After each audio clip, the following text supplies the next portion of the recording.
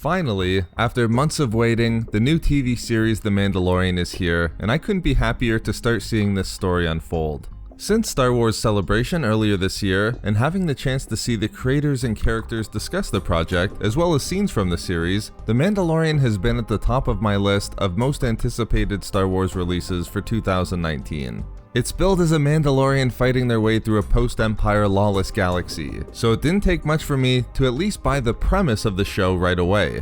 After the first episode released yesterday, simply titled Chapter 1, with a bit of nerves for myself following the first 10 minutes or so to be honest, I would say it was a fantastic first episode, and I'm very much looking forward to seeing how the rest of the first season plays out. Over the past few months, I've gone back and forth in terms of what I'd like to see with the TV series. A character study of Pedro Pascal's Mandalorian character, or an examination of the greater details and lore within the post-Empire galaxy, with The Mandalorian being the catalyst for more of a larger story. I'm confident we're looking at both here, and I think we're going to see an interesting character emerge as well as lore established through the efforts of Dave Filoni and Jon Favreau. In this breakdown and review, I'm going to go through the scenes of the first episode and provide some of my thoughts on where the show is going and some of the aspects that I enjoyed.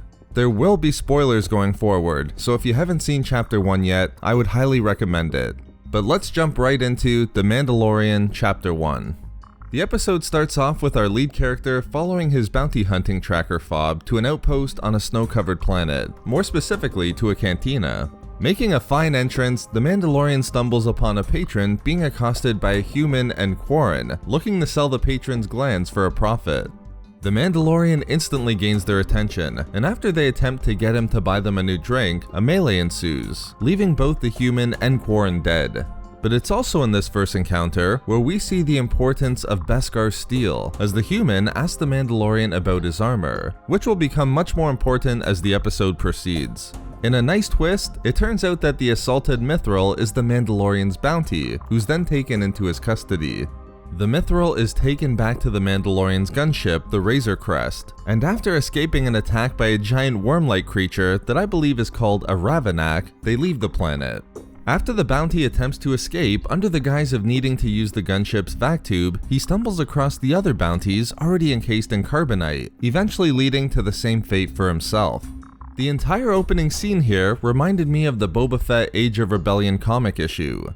Echoing the actions of Boba Fett in that issue, the Mandalorian seemed to be very similar. Someone who is simply dedicated to obtaining bounties for credits, nothing more than that, as morality or theatrics were unnecessary considerations.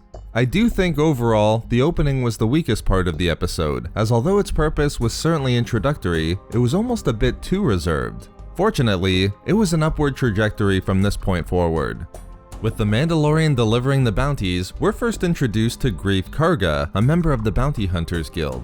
In a nice touch speaking to the era of the show, Karga attempts to pay with Imperial credits, but the Mandalorian rejects it, willing to instead accept half the price of the bounties with payment in calamari flan. Again, just good world building aspects for the characters here. Karga then attempts to find a new bounty for the Mandalorian, and as the latter is willing to take all of them, Karga is hesitant to allow the Mandalorian to monopolize all of the bounties. It's an important scene, as it shows the Mandalorian is motivated by obtaining credits, as many as he can obtain, but as we'll see, I don't think it's necessarily for himself, and I believe there's a greater goal for the character through his employment as a bounty hunter. It's here where the Mandalorian is provided with a job not officially on the books of the Bounty Hunters Guild, one that's a face-to-face direct commission only, but which pays well given the underworld nature of it. The Mandalorian is definitely interested and accepts the chip to gain access to the face-to-face meeting to hear more about the job.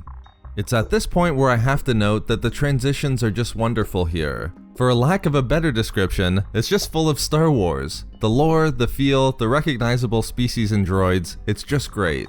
We have Jawas, Gonk droids, Trandoshans, Kowakian monkey lizards, and it's little things like this that I believe will make the series in the long run.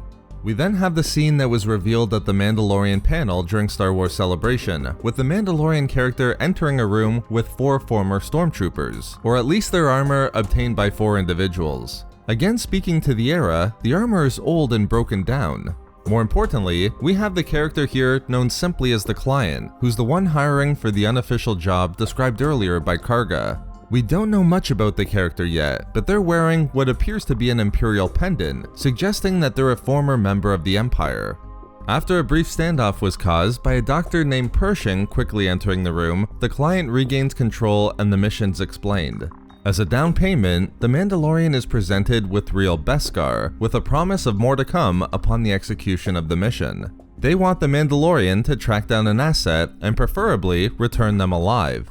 But given the secretive nature of the mission, the Mandalorian is provided with only a tracking fob, the asset's age, which is 50, and their last location. The Mandalorian accepts, and as he leaves, we get a great quote from the client, who states that Beskar being back in the hands of the Mandalorians would help to restore the natural order of things after a period of such disarray. It again builds up the importance of Beskar, not just for the plot, but to the character himself, and I think we see the best example of why in the next scene, which is my favorite of Chapter 1. From the meeting, our main character enters what might be best described as a Mandalorian den, and coupled with the intensity of the music and the Mandalorian symbol prominently featured, I don't think it's wrong to note the importance of what this scene means. We see a Mandalorian metalsmith forging armor, and who eventually comes face to face with our main character. Interestingly, the Mandalorian hands over the entirety of the payment he just received, particularly the down payment of Beskar, which the metalsmith immediately takes notice of, noting it was gathered within the Great Purge, and she's happy to have it back with the tribe. The metalsmith decides to make a pauldron for the Mandalorian, and is happy to find that the access will sponsor many foundlings, which pleases the Mandalorian as he was once a foundling as well. Finally, as the plate of armor is being forged, we see cuts of a violent flashback of what's likely the Mandalorian as a child being hidden as a battle rages around him. These scenes establish a few important aspects. Foremost is the importance of Beskar armor to Mandalorian culture, not just in the use of armor, but also in sponsoring new members, which I believe is what foundlings refers to, perhaps children who are brought into Mandalorian society once they have nowhere else to go. I also get the sense that the Mandalorian is part of an emerging Mandalorian tribe, not yet a clan, and as he provides the tribe with the credits he earns, it feels like he's trying to rebuild something larger for the Mandalorians. They are quite literally rebuilding Mandalorian heritage piece by piece, one plate of armor at a time, which could work well with what we know about the Mandalorians within the current canon. Of course, this could also serve as a building of the character, a path for his own evolution. The fact that the Mandalorian's signet hasn't been revealed, but will soon, is important, suggesting that they're still building the potentially growing clan. Either way, this was the most promising scene of the episode for me, and I hope it does speak to the primary motivations of the character going forward. We then see the Mandalorian begin his mission for the client, traveling to Arvella 7, a barren desert-like world. However, his first encounter is with a duo of Blurg, saved by an Ugnaught named Kuiil. With the Blurg being the only way to get to the encampment containing the asset the Mandalorian needs, we see the character take a step back, learning to mount and ride one of the Blurg. Not only do we see the Mandalorian at a bit of a low here, having to rely on patience for a scene, we again see the importance of the Mandalorian ancestry and historical lore as a motivator for the lead character. It was the Ugnaughts' reference to his Mandalorian ancestors and their riding of the Mythosaur, which is a wonderful lore reference by the way, that prompts the character's success. But with Kuiil's desire to bring peace back to the planet, his help allows the Mandalorian to reach the encampment. Only as the Mandalorian takes note of the Nikto mercenaries guarding his quarry, he finds the assassin droid IG-11 has beat him to the punch, and has already begun to take out the Nikto guarding the encampment.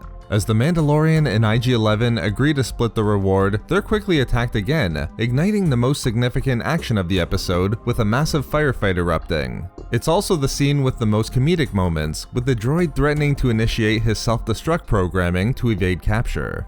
Eventually, with the Mandalorian commandeering the massive gun of the mercenaries, he and IG-11 are able to overwhelm their attackers and enter the building containing the asset demanded by the job. Using the tracking fob, they realize there is a lifeform present, bringing the Mandalorian to a small container filled with an infant that's the same species as Yoda, providing the episode's biggest whoa moment for myself, and I assume a lot of others as well. The episode ends with the Mandalorian shooting IG-11 as the droid was about to terminate the asset rather than bring them in alive, leaving the infant and the Mandalorian standing before each other as Chapter 1 closes. Given the protection George Lucas has given this mysterious species within the lore, it was very surprising to see, and I can only imagine how it will form the basis for the plot in the remainder of Season 1. The only other characters we know of that are the same species in canon are Jedi Master Yaddle and of course Yoda, so whether the show makes a connection there or at least follows a similar importance will be interesting to see unfold. And that is Chapter 1 of The Mandalorian. Although it started a bit slow for me, it more than picked up by the end, and I'm genuinely interested in seeing how the character evolves. I think Mandalorian culture will play an enormous role in this show and the evolution, and it'll be something I'm going to keep an eye out for in the remaining episodes this season. As a fan of Star Wars looking for a great story within this era, the show certainly has my attention. But please don't hesitate to let me know what you thought of Chapter 1 in the comment section below. Whether it be aspects you enjoyed or were disappointed by, I'd love to hear your thoughts. I'll be doing a number of lore videos related to this episode and the Mandalorians generally over the next few days and weeks, so I hope that you all enjoy them. Thank you very much for watching everyone, and as always, may the Force be with you.